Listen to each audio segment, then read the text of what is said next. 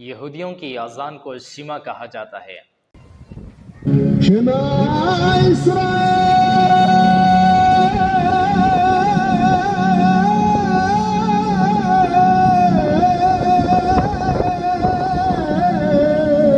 اور اس کا اردو ترجمہ کچھ یوں ہے: سنو او اسرائیل،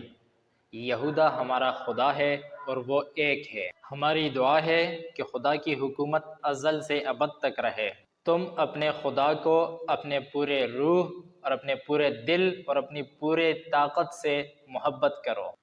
اور یہ بات اپنے بچوں کو بھی سکھاؤ، اور جب کبھی تم اپنے بچوں کے ساتھ بیٹھو یا باہر سفر پر نکلو تو انہیں یہ یاد دہانی کراتے رہو، اور اس کو اپنے گھر کے دروازے پر لکھ دو، اپنے بچوں کے ہاتھوں پر بھی لکھ دو، تاکہ ان کو یہ بات ہمیشہ یاد رہے۔ اگر تم مجھ سے محبت کرو گے اور میری عبادت کرو گے